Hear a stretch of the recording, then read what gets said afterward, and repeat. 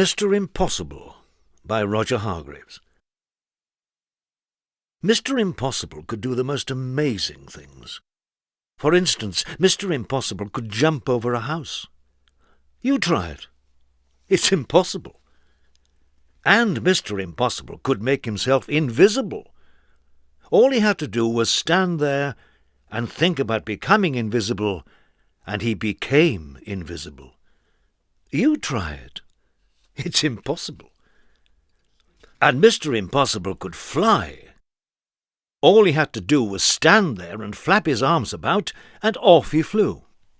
You try it. It's impossible. And Mr. Impossible lived in an impossible-looking house.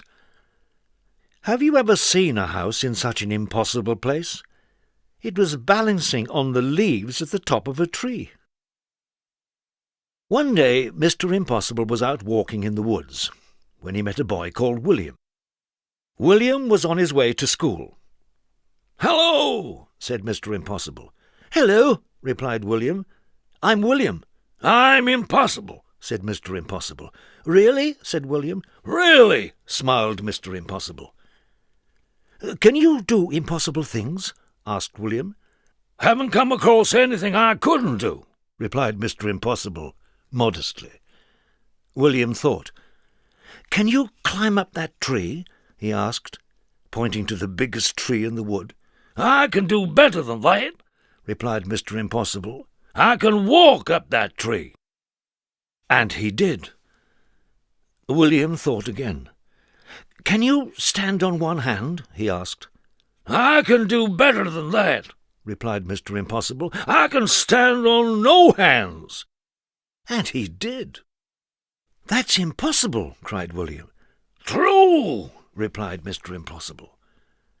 Then William remembered that he was on his way to school. "Why don't you come with me?" he asked. "But I've never been to a school before," Mr. Impossible said. "Then it's time you did," replied William. "Come on."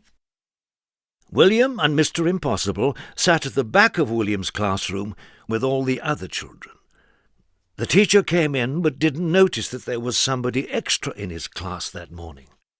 "Good morning, children," said the teacher. "I have a very difficult sum for you to do today. It will take you most of the morning to work out the answer." And he wrote the sum on the blackboard. It really was the most difficult sum William had ever seen in his whole life, full of multiplications and divisions and additions and other things William didn't enjoy. The teacher was right. It would indeed take most of the morning to work out the answer, if not most of the afternoon as well. Mr. Impossible whispered in William's ear. William put up his hand. "Yes, William," said the teacher. "Is there something about the sum you don't understand?" "Please, sir," said William. "Is the answer 23? The teacher was very, absolutely, totally, completely amazed. "How did you work out the sum so quickly?" he gasped. "It's impossible." "Nothing is impossible," said Mr. Impossible from the back of the class, and stood up. "Well, I never did," exclaimed the teacher. After that, Mr. Impossible spent all day at the school. He showed the teacher how he could read a book upside down. "That's impossible," said the children who were watching.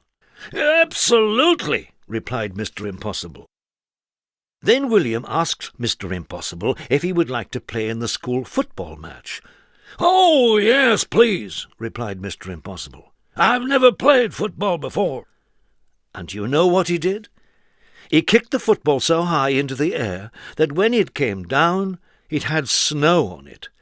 What an impossible thing to do! Then it was time to go home. Mr. Impossible said goodbye to all the people at the school, and then said goodbye to William. "Goodbye, Mr. Impossible," said William. "Goodbye, William," said Mr. Impossible, and just disappeared. William rubbed his eyes and went home. William's mother and father were waiting for him. "Hello, William," they said. "Did you have a good day at school?" "Yes," replied William, "and I met somebody who can do anything in the world." "Oh, really, William?" They both laughed. "You're impossible." William smiled and went inside. And 100 miles away, a small figure was listening to what William's mother and father were saying. And he grinned an impossible grin. And then he went to sleep, standing on his head. And we all know that's impossible.